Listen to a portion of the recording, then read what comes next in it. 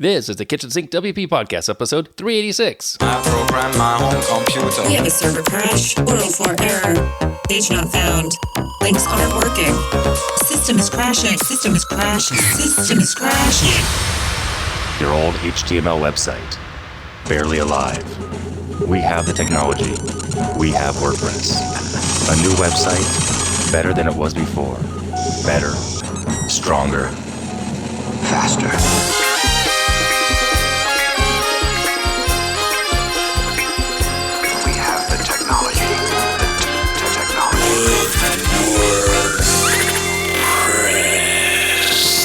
Why, hello everybody, this is Adam Silver, the host of the Kitchen Sink WP Podcast. Thanks for being here. Let's get started. All right, upcoming events, there are no WordCamps next weekend. Sad but true, just part of the summer. And with that said, of course, my recommendation is go back and watch a video or two on WordCamp.tv for something you might have missed, and you can learn something new. All right, moving on, segment one in the news. Three things to talk about here.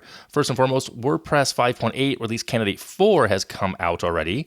The final version should be out on the 20th, the day after of this episode coming out. That is July 20th, 2021.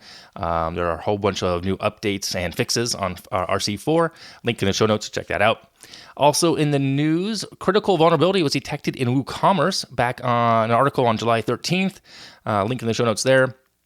I have already updated and a couple of the site, well, not a couple, all the sites that I manage that are running WooCommerce. We've done that safely, so check that out as well. And lastly, in the news, the podcast app Pocket Casts was acquired by none other than WordPress.com, their owner of Automattic. So Automattic now is owning a Pocket Cast, a podcast app. I use Overcast. I may check out Pocket Cast to see if there's any differences or reasons to switch, but check that out as well. All right, moving on, segment two, I'm leaving this in there. The meat potatoes of this week's show, driving traffic to a website. There's a movie out there. It's called Field of Dreams. I often watch it when it's on, even parts of it. I like that movie a lot for some reason. Kevin Costner, the main actor, hears a voice saying, if you build it, they will come. Now, the same goes 100% for a new website, right? You build a site, it's done, you hand it over, business just starts rolling in, just like that, right? Not quite. Because that's not how things work for brand new websites or for anything really in that matter. And so here are 10 ways to drive traffic to your website in no specific order. And, you'll hear these from me in a minute here. First and foremost, I want to put it out there. You need to know who your target audience is. So you need to take some time and figure that out and be really specific. If you can niche it down, all the better. If you're everything to everybody, then you're nobody to nothing to nobody, something like that. Anyway, so here are 10 ways to drive traffic to your brand new, newly minted, gorgeous website in no specific order necessarily. Again, know who your clients are, your target audience is. Number one, paid ads. Yeah, I'm going to say it just like that. If you want to drive traffic quickly and relatively simply, if you will, throw money at the problem. You can't hurt there. Now, I wouldn't say just throw a ton of money because you need to know who your audience is, but then figure it out, run some experiments, 20, 30, 40, 50 bucks a day, depending on what your conversion, what your product you're selling is. It might be worth it to spend $25 for a solid conversion. If you're spending $25 to gain 500 or more or 1,000, great. Who wouldn't do that, right? So know your budget accordingly, and then try some experimentation there. So paid ads through Google or Facebook ads, they do work. People make a lot of money in running those programs for people. If they didn't work, those people and those jobs wouldn't exist. So number two, Google My Business. It helps you show up on the Google Maps, right? And you can sell products there now as well. So I went to do this actually recently. It turns out I had done it, but my business listing was suspended for some reason. And I quote, due to quality issues, end quote. So I realized that I had it tied into an old Gmail account from my agency, not my actual concierge Gmail, Google account. So I removed it. I switched the account, logged back in, re-added it, and now I need to wait 5 days or so to get a postcard with a code to be verified. And once I get that, I will update you all in a future Hodgepodge episode and see what happens there and what comes of it. So, but go to Google My Business and add your business to the Google listing. And I think if you're found through Google in an organic search in your own neck of the woods for what you do, it can't hurt by any stretch. Okay. Number three, blogging. Now, you need to create your own content on your own site or your client sites. They need to do it somehow. They need to add content because technically blogs can be or considered temporary content because Google likes to index things. They want the most value. They want the most recent content. What content do you need to put up there? you need to ask your audience. It's simple, really. I ask you all the time. I'm always taking recommendations and ideas from people. And my audience right now, my podcast content for this is an audio base, right? But I add show notes. So that's the recurring, up-to-date weekly content, so I get indexed all the time. So what problems are you looking to solve to help people do? Ask them that and write that kind of blog content, okay? It's not enough just to post it. You still need to share it, and we can tell you about that. I'll tell you about that in a second here, in a couple more to go. Number 4, guest blogging. Now, trust me when I say this. You, me, none of us, we're not that special. We all share audiences. There's overlap, definitely, right? With that said, you can go either way. You can write for someone else, or you can have someone write for your blog. Either way, it's a win-win. You both get exposure. The same goes for guest podcasting, being interviewed, doing a webinar with somebody. The key here is to add value. Now, how do you find those opportunities? You need to tell people, hey, I'm here for you. If you want to be on my show, I can be on your show. Facebook groups, you can put it there. You can email people directly, asking them that you want to collaborate with them. Go out on Twitter or Instagram, message them, build a relationship, and then, kind of work together on growing your both audiences respectively, okay? Because it will help. Back and forth does help, right? Number 5, social media. It's a wide stroke here, broad stroke pen, if you will.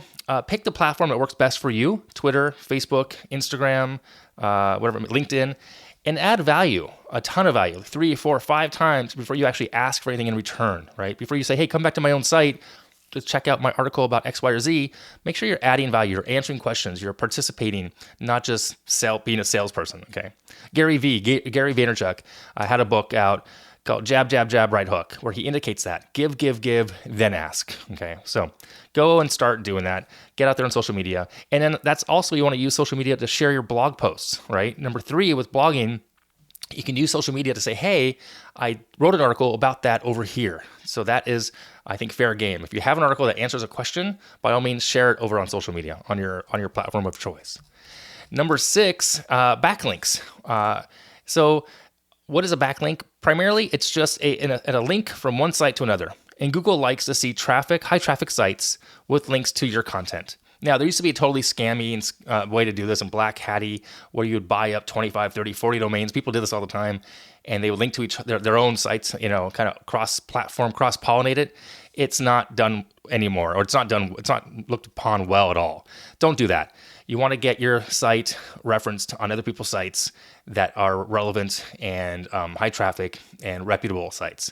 I'm not an expert here, but backlinks can work, and they do work. So it helps you get traffic. Number 7, be on industry-specific marketplaces.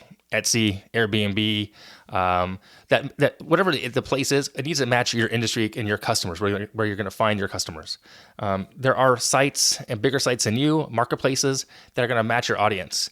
You need to find them, and you need to get them. You need to get your information over on those sites. And case in point, I recently looked to check something over on Etsy, and I was curious. I typed in WordPress. People sell WordPress themes on Etsy. I thought it was odd, but hey, if it works for you, great. If that's where your audience is, fantastic. I thought it was interesting. All right, number 8, old school marketing. Now, I like this one a lot. Letters, flyers, phone calls, the offline stuff, in-person networking events. Of course, 2020, last year was terrible there were no events at all, and that's unfortunate. This year, things are getting a little better. Co-working spaces are opening up. Get out there. Handshake, fist pump. Put out some flyers. Flyers cost money, yes, and so does postage, but send out 1,000 flyers or letters. It takes time, maybe 1 to 3% conversion, not so bad. It's a long play here, okay? Sending people back to your website. Traffic is the key here. 2 more to go. Number 9 is SEO. Now, you want to be in Google, obviously. It's not a quick fix. There's no quick win. It takes time, but you want to add relevant content. You want to fix your site speed, your load speed, adding the content back to the blog again. You need to have people just find you on their own isn't going to happen. It's a long-term play here, but doing the SEO best practices is key. Again, I'm no SEO expert. There are people who do this for a living specifically. Reach out to them to help you address your SEO issues that you may have. And number 10, email list. The money is in the list, always has been, always will be. I've said it in the past. If you've sold something to somebody in the past through a website, or not even through the website, just add them to your list. If they ask to be removed, then remove them, of course, but you don't want to be totally inappropriate here. But it's easier to sell to a past client or a customer than it is to try to find a new one. And if you can get 1,000 true fans So the saying goes, you can make a good, solid living. There's actually an article, I'll link to it in the show notes, called 1,000 True Fans, and how you can make a lot of money doing this with just even 1,000 people. So the email list, it doesn't matter what you use, MailChimp, Aweber, ConvertKit. I use all of them for different purposes. And, just have that list, be consistent, give a tease of the content from your site in your email list, send them back to your traffic, to your site. That way you'll get the traffic, etc. Okay, now I realize that can all be very overwhelming. So in order for it not to be, pick 2, maybe 3, and experiment. And I suggest also picking one of those that makes you feel a little bit nervous about trying it out, whatever that one is for you, because that means you're kind of getting out of your comfort zone, and that's where opportunity happens. So pick 2 or 3, experiment, and go for it. All right. That's it for that. Segment 3, tip and tool of the week. This week's tip is, it's a tool actually. It's a service called InstaWP. It's a new service. It lets you have a disposable WordPress testing site. It's kind of like a staging server, It's instantaneous. It's over at InstaWP.io, InstaWP.io. It's free for now. I checked it out. Pretty cool. You can pick your PHP version, have a custom site name. 10 seconds later, I had a site. The instance itself stays alive for about 8 hours. It does stay alive for 8 hours. There was a way to extend it to 48 hours, but I didn't test that at all. So check it out over instawp.io. Again, I have no connection to them. Just sharing a new service that's coming out, or it's out now. So check that out. All right, let me wrap it up here. If you have any questions, go ahead, send it in via email, adam@kitchensinkwp.com, or use that speak pipe function on the website. You can support the show by becoming a Patreon. kitchensinkwp.com/Patreon. You can sponsor the show also, form on the website. And if you happen to have a side hustle, not sure where to start, and you want some coaching and or accountability, I want to help you. You can find out more information over on that at adamsover.com. Thanks again for listening. See you next week. Now go out and do some awesome things with WordPress. All right, bye-bye.